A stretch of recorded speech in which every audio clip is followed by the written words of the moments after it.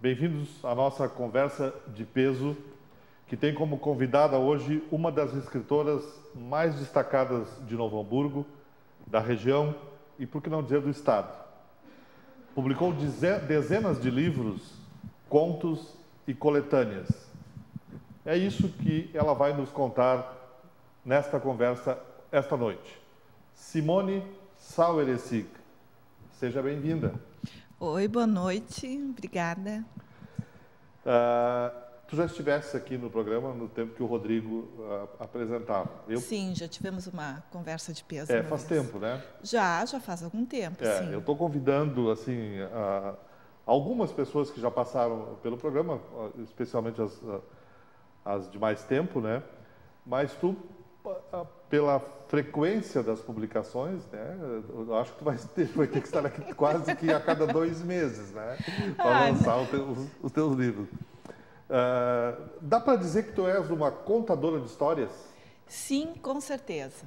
Com certeza. E durante muito tempo foi como eu me apresentava às pessoas. Eu não tinha muita coragem de me apresentar como escritora, porque eu sempre acreditei que ser escritora é uma coisa muito importante, assim, muito elitizada e tal, e eu tinha um pouco de vergonha até de eu dizer, eu sou uma escritora. Então, eu me apresentava como eu sou uma contadora de histórias.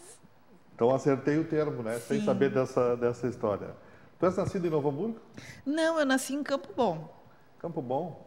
Campo Bom. E eu tive uma infância, meu pai era gerente de banco, então a gente pipocou por diferentes cidades. Eu morei em Gramado, na década de 70, morei em Garibaldi, fui interna na Fundação Evangélica, aqui em Novo Hamburgo, moramos em Campo Bom, vivemos em diferentes cidades. E estás aqui há cidades. quanto tempo? Agora, em Novo Hamburgo, já estamos aqui há, meu Deus, muitos anos. Muitos mesmo, não sei, mais já de 20. Já te consideras uma hamburguense? Sim. De coração, né? Sim. Simone, quando começou essa paixão pela literatura? Desde novinha? Eu, quando era criança, não era uma boa leitora.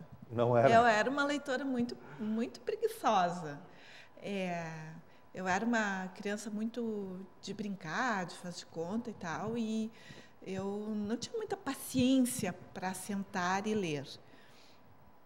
Porque também é uma atividade que requer prática, a gente precisa ter prática na leitura e depois você precisa adquirir vocabulário, tudo isso demanda tempo e prática mesmo, e eu não tinha muita paciência. Acho que foi na adolescência mesmo que a coisa fluiu, me pegou, assim, através de contos, sobretudo de ficção científica, que eu lia muito na época que eu era interna na Fundação Evangélica. Eu considero que devo muito... Esse termo interna, assim, parece assim que estava presa na Fundação, mas não era nada disso, né? Não, os externos costumavam rir das internas e diziam, vocês não são internas, vocês estão internadas na Fundação. A gente ficava danada. Mas eu gostei muito, passei 4 anos lá, foram 4 anos que eu curti, porque eu sou filha única e na fundação eu tinha a oportunidade, então, de conviver com pessoas da minha idade, ou mais ou menos da minha idade.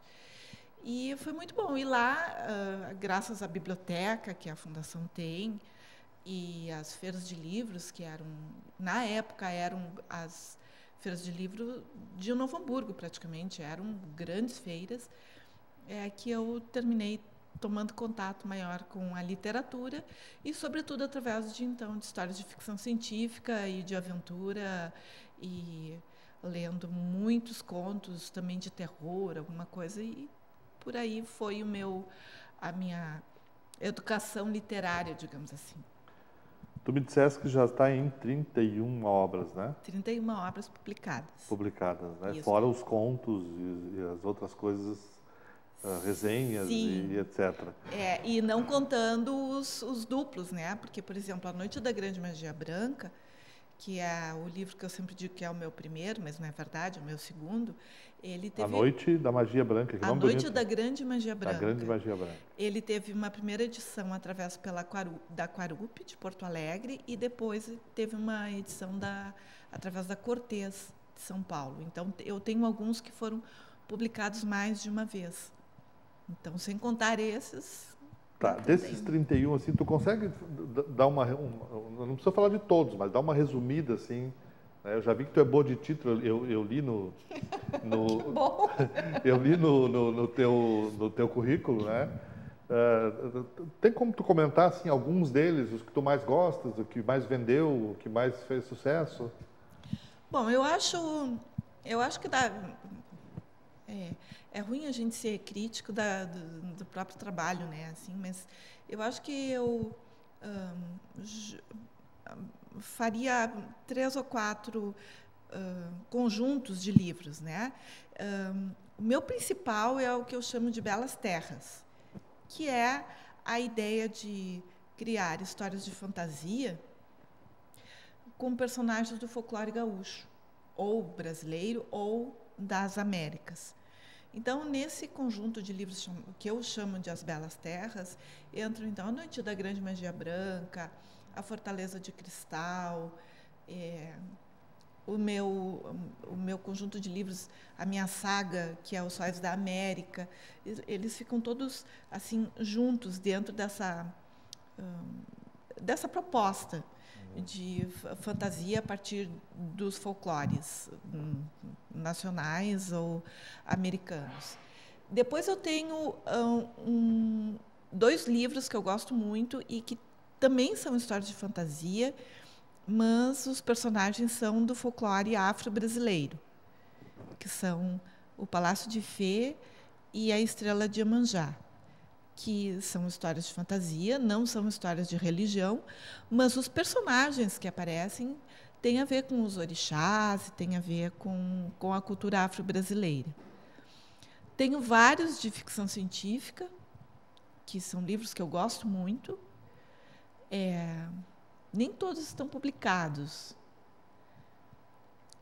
Tenho uns 3 ou 4 que têm a ver com a vida real, e o restante é tudo história de terror. Pelo menos é o que eu tento, né? Eu tento assustar as pessoas. Eu não sei se eu consigo. Eu tento. Confesso que eu não tinha lido, que eu não te li ainda, né? Eu não sabia desse lado do terror, é verdade? Sim, sim. Mas vou buscar teus livros, então. Sim, eu tenho Porque esse viés, assim. Eu tinha ideia daquela Simone lá do NH, né? Que me parecia assim que tu trabalhava com a história da carochinha, essas coisas, né?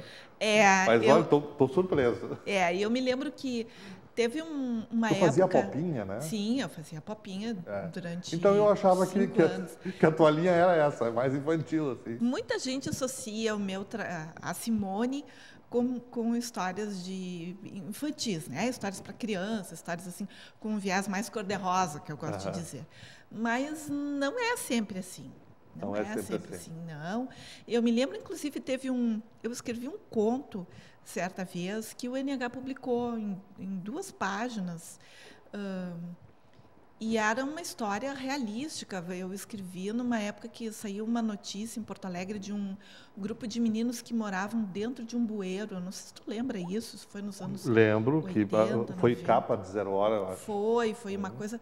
Eu achei muito trágico aquilo, e eu escrevi um relato ficcional baseado naquela notícia, e o NH publicou. E eu me lembro que o cabeçalho, a apresentação do conto, era justamente assim: a Simone, que a gente acha que escreve só histórias sobre unicórnios, cor-de-rosa e Pégasos voadores, elefantinhos voadores e nada disso. Não tem nada a ver. Sim, eu também escrevo sobre isso, mas não só. Não é o carro-chefe? Não é. Tá. E essa coisa de escrever, tu é convidada para muitas palestras, né? Em feiras de livro, em escolas e tal, né? Tu acaba contando histórias para a criançada ao vivo, né? Ou não? Menos. Eu já fiz dessas, já aconteceram, assim, ocasiões. Teve uma vez que eu fui desafiada por uma turma com quem eu estava conversando. Ah, então conta aí uma história, né? E eu me lembro que eu contei e saiu até bem, assim, era uma história meio também, era de terror, eu me lembro que o pessoal pulou, foi legal. Depois eu tentei reproduzir a história em outras conversas, não funcionou igual. É interessante isso de contar histórias, mas a contação de histórias não é bem a minha área. Eu até fiz alguma vez, mas não é bem a minha área. A palavra falada, ela é muito escorregadia e eu admiro muito as pessoas que são contadores de histórias. Conheci uma em Ivoti, eu não vou me lembrar o nome da moça agora, que ela realmente contava, ela não usava nenhum subterfúgio, ela não usava nada. Ela só chegava, pegava o microfone e contava. Saía falando.